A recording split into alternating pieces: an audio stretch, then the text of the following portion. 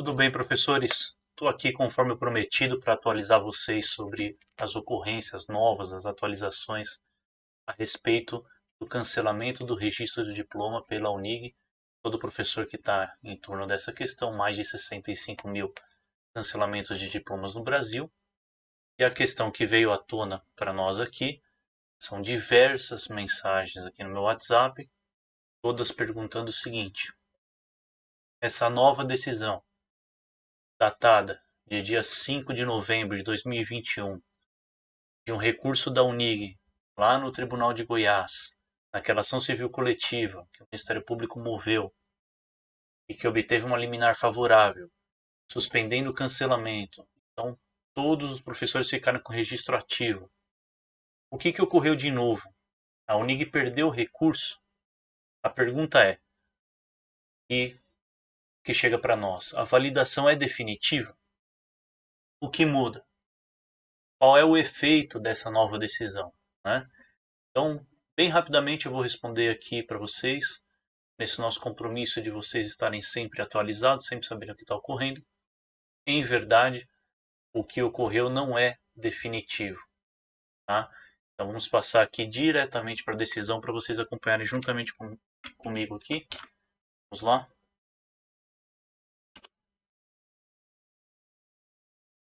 Vou abrir a decisão aqui, pessoal. Nós temos aqui recurso, né? Vocês vão ver aqui a UNIG recorrendo, né? Contra o Ministério Público na referida ação civil coletiva, né? Então, a UNIG basicamente está dizendo o seguinte no recurso, né? Que essa decisão ela não poderia ter ocorrido e validado os registros, porque compete à Justiça Federal julgar o tema, seguindo essa orientação mais recente da Suprema Corte, e infelizmente destoou da jurisprudência do STJ, do Tribunal de São Paulo e de outros tribunais, de que competia à Justiça Estadual julgar, e não a federal, haja vista que a matéria trata de diploma e isso interessa a nível da União, representando o MEC, segundo a Constituição. Apesar de discordarmos dessa posição, em especial porque a própria União se diz parte legítima e diz que não tem interesse em atuar nos processos, que não pode ser condenado a invalidar os registros, porque quem cancelou foi a UNIG, baseada em lei delegada, que a universidade pode efetuar os registros e cancelamentos, e que a União, o MEC, não determinou esses cancelamentos diretamente, foi uma postura da UNIG. Feita essa consideração, vamos lá. Houve aqui o recurso, falando o quê? Que trata de direito individual homogêneo, né, dos consumidores, tá aqui. E a situação, vamos lembrar, foi a respeito de uns alunos que estudavam na faculdade INET, AD1 e FAISA, uma situação local na comarca de Rubiataba, né? Então, o juiz, o que ele fez? Ele entendeu que era uma situação homogênea, né? Aqui, ó, um direito coletivo, transindividual, que sai da esfera individual do indivíduo e pega todo mundo que foi lesado.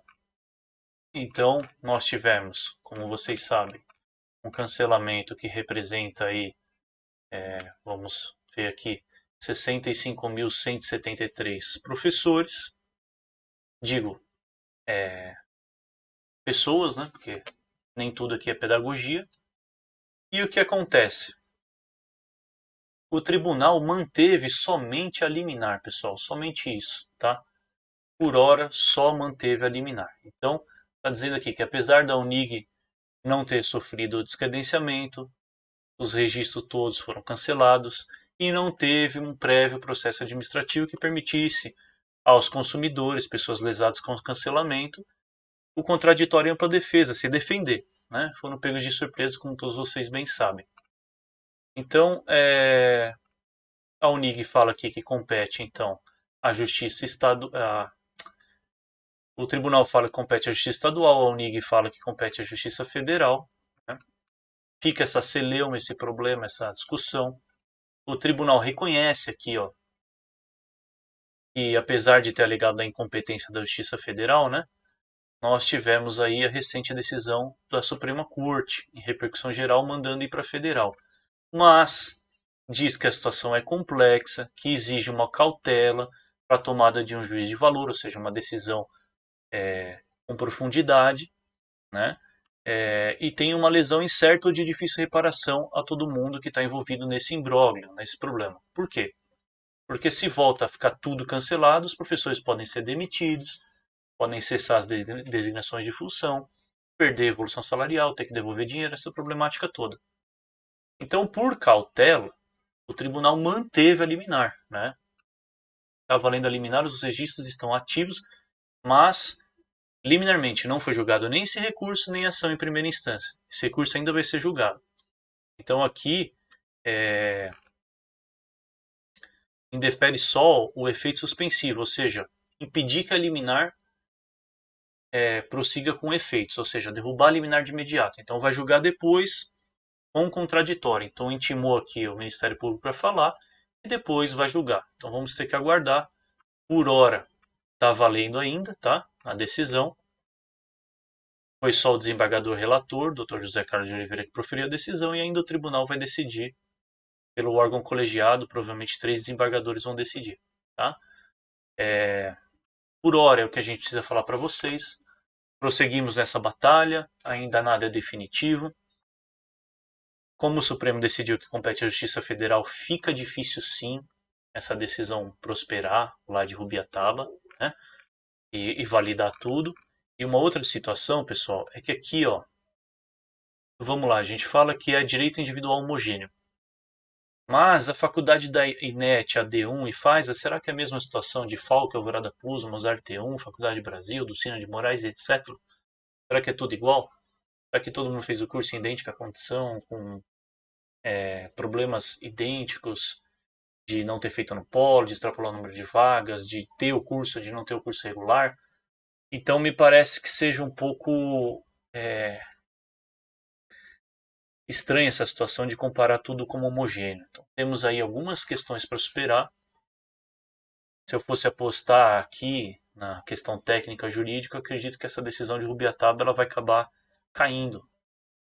E nós vamos ter essa discussão levada para a Justiça Federal mesmo, né? Ou, quiçá, teremos que ficar discutindo individualmente, nas ações individuais. Espero que dê certo a ação coletiva, né? E aí a gente resolve o problema, mas não dando certo, os 65 mil cancelamentos voltam a existir e o problema passa a ter que ser exercido em ações individuais. Quando tiver uma atualização, nesse nosso compromisso, vamos passar para vocês aqui sempre, né? E sigam nos acompanhando. Nós vamos deixar para vocês disponível aqui o link para entrar no grupo do Telegram, onde a gente costuma falar mais com os professores, passar mais informações. Um grupo fechado, com um convite você entra. Ficamos à disposição.